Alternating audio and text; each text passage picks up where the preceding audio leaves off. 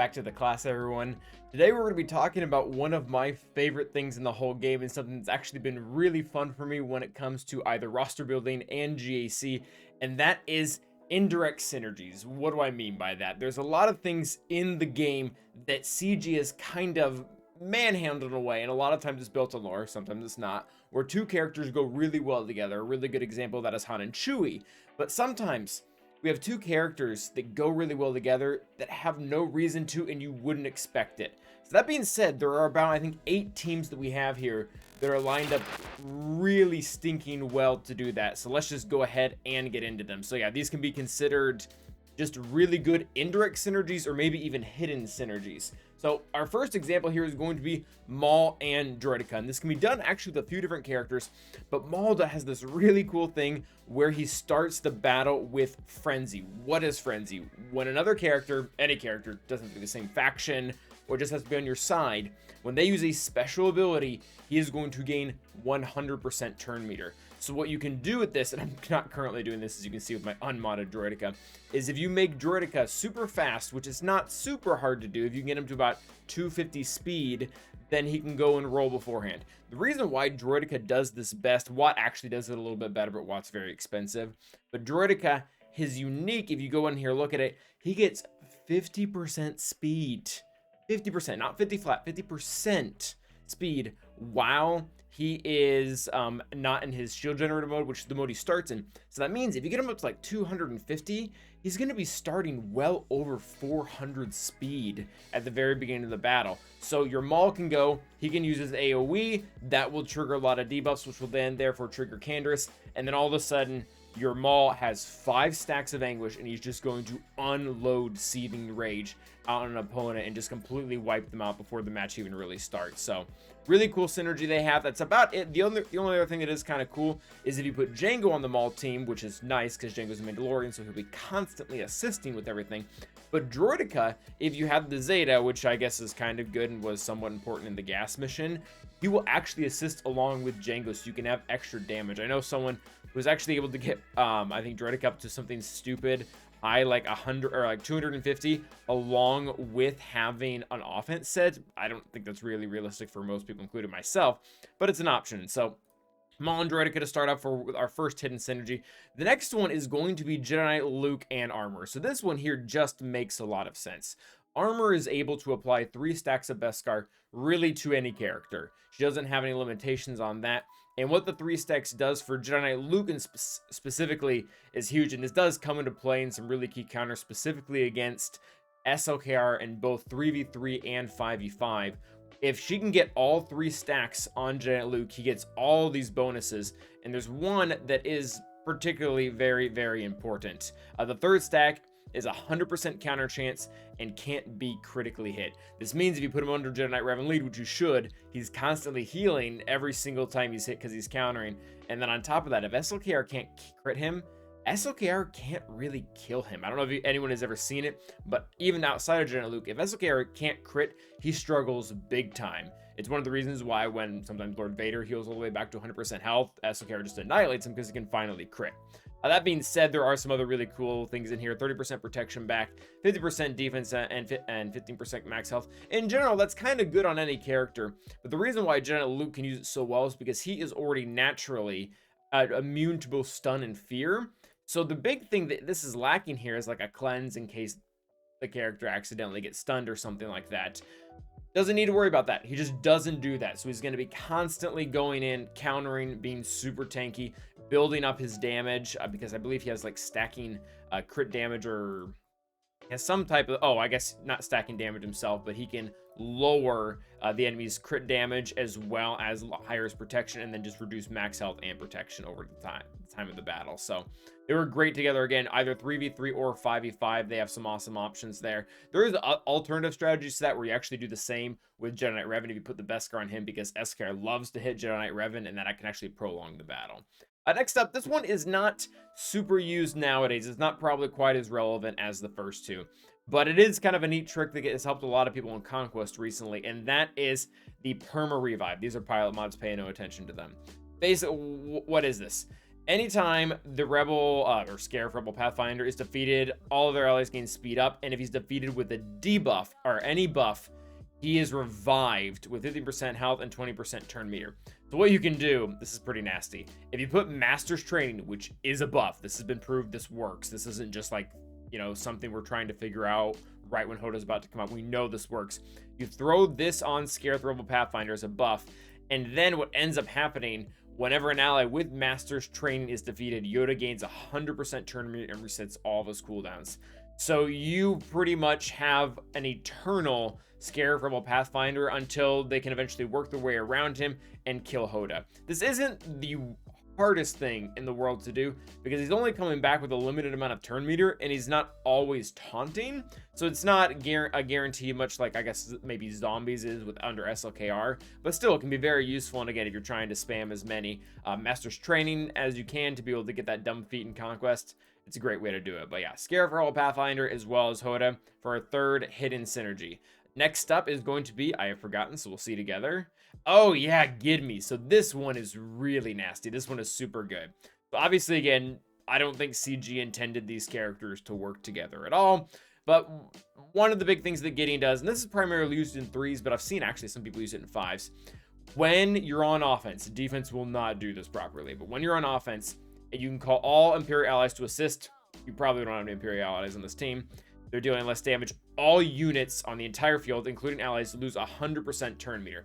So this within itself already synergizes well with Padme, because if we look back to her unique, she can't, or really her whole team allies, can't gain or lose bonus turn meter. So what's going to happen is the entire enemy team is going to get zapped down to 0 turn meter, and the entire Padme team, including Gideon, are going to have full turn meter, not full turn meter, but wherever they were at before that, and just pretty much go directly ahead. This is also really helpful because Gideon has a huge base speed. He doesn't have to be 374. He just has to be faster than your opponent, but it's easier to get him there because his base speed is just so stinking high.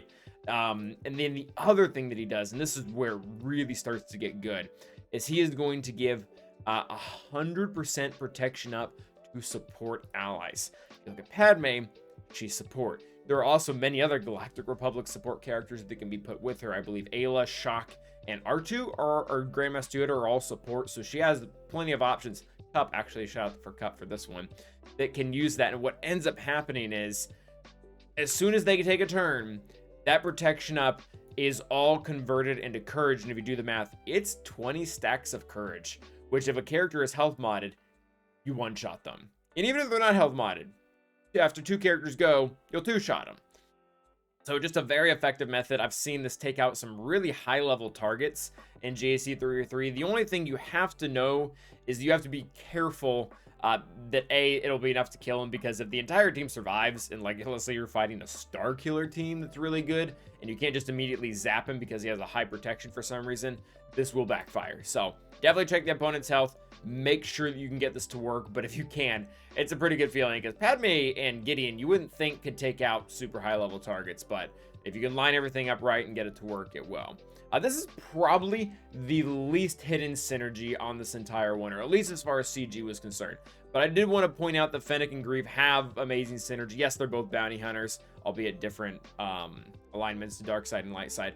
But what they're able to do with each other in both 3v3 and 5v5 against Lord Vader is just ridiculous. So Greef has the only entire cleanse for a bounty hunter ability. All right, Jabba might have one. Yeah, Jabba might have one, but for non-Galactic Legend bounty hunters, he's the only one who has it. And Fennec, when she has 20 buffs dispelled or expire, they get contract. So you get contract instantly as soon as every character has had 3 buffs, and Greef can cleanse them, I guess, so they can expire as well. The other thing that just helps in general with this is Greef can both give her retribution so that she can be countering, as well as call her into assist, dealing a little bit less damage, or more damage, and then give her all these insane buffs that she can benefit from as well. This is primary for Lord Vader. I've used it against 1 or 2 other teams. If a team isn't really heavy in debuffs, this doesn't get much anywhere, but I mean, the whole Fennec lead and then Greef's kit in general are built on having a ton of debuffs on your team. So pick wisely what you use in offense, and again, the highest target they can beat is Lord Vader, which is the Galactic Legend, and there's not a lot of squads around that without a Datacron can actually beat a Galactic Legend, without an Omicron too for that matter. But next up is going to be Plague Lock. This is an older counter, but it checks out. This one's pretty darn cool. So what this is, and this was primarily a 3v3 team as well. I guess it can be used in some other places. But when you look at the in and outs of both Dooku and Mother Talzin's kit, there's a really broken interaction here, where whenever an enemy falls below 100% health, they inflict tenacity down and healing immunity for 2 turns on themselves, which can't be evaded or resisted. So, Mother Talzin has this super neat ability called Dark Magic, where she ignores protection. So even if she deals 1 damage, even if she has like no offense at all, even if her modding is complete garbage, as soon as she uses this, every single enemy has healing immunity as well as tenacity down, and then she also inflicts plague. And if you start to look at these 2 mechanics between healing immunity and plague, the enemy team will just die and fall apart. An enemy unit loses 5% health when inflicted, and at the start of their turn is immune to allied dispels and loses all stacks of plague when healed to full health. So there's an issue here. For healing immunity, to get rid of the healing immunity, you have to cleanse. Plague doesn't allow that. To clear the plague, you have to go back to full health. Healing immunity doesn't allow that. So you get stuck in this loop where the more turns you take, the more plague spreads. You can't get rid of it. You can't cleanse the healing immunity. And then eventually, you know, depending on the other team, they just fall apart. The big obvious weakness here is Mother Talzin has to take a turn. And Dooku, I guess you could put Zombie in there as well as kind of a pre-taunt to help that. And as well as give Mother Talzin some revives.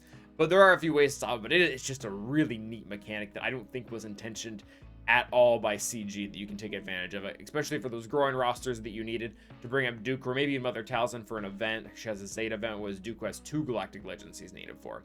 Next up, this one might have been a secret to CG. It is not a secret to anyone in the player base, but this is a synergy that isn't a direct synergy where they're called out by name, but I feel like I don't need to explain it that much. You put the tank tech onto Sith Eternal, and he suddenly goes from beating a handful of good teams to beating a ton of really good teams. This is useful in the Malgus fight to be able to keep ability block off of yourself so they don't chain it and eventually kill you.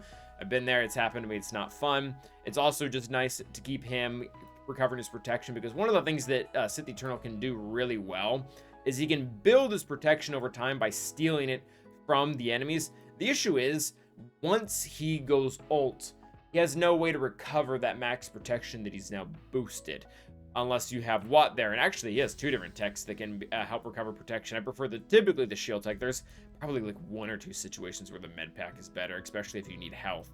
But that recovering 30% protection as well as the cleanse just makes him such a bigger pain in the butt. Very, very hard to kill. And one of the other big boosts to it, it becomes essentially a 60% protection recovery when you go to Link, because you get 2 turns in a row. And the way that the game is coded, it doesn't count as 1, it counts as a full 2, so you get all of that protection back to be able to take out whatever high level target you're looking at beating. Probably JML is the most common with just the 2 of them. And last, and certainly not least, is my favorite indirect synergy. And I don't think a lot of people know about this one. It's something that my crowd on Twitch has kind of deemed the Calvin counter. This is probably one of the only ones. This is probably the only one actually here that I can claim my name to. I've seen, I don't think I did not come up with any of these. Yeah, everyone had me beat to these all the way around. This is the first one, or really the only one that I can probably say that I popularized and within my community. But anyways, getting to what it actually does.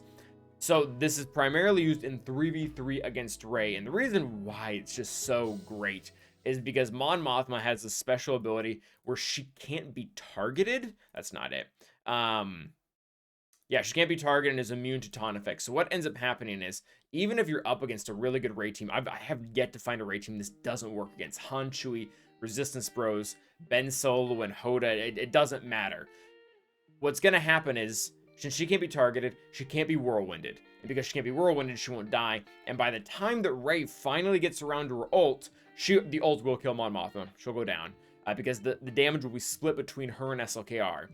After that, SLKR will have 100% of his ultimate charge. The next time Rey gets rolled, he'll be able to survive, and then he can just kill the entire team. The reason why this is important, because if you try to take in sometimes just like 2 other generic first order characters, they can both be whirlwinded or killed by Han and Chewie or the Resistance Bros or Ben or whoever.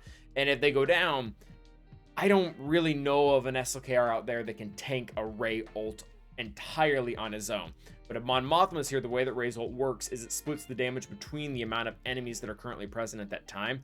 So SLKR only takes half the damage he would otherwise, and that's been consistently enough to tank it. If you want to make this a little bit even better, you can either put Hoda or even B1 in the third slot so that the damage is split 3 ways. It's typically hard to get to Hoda and kill him before, and I've seen it done before, which kind of stinks. I guess his bonuses are still nice for SLKR in some form. And then B1 is just really hard to get through all the stacks before Rey gets to her first ult again, at least in 3v3. So these are my, I think, 8 favorite indirect synergies or hidden synergies that we have in the game. Please let me know which ones you guys have found or something new that's coming up, especially with a lot of the new characters are presenting a lot of really unique opportunities. But as always, thank you for watching and stay awesome.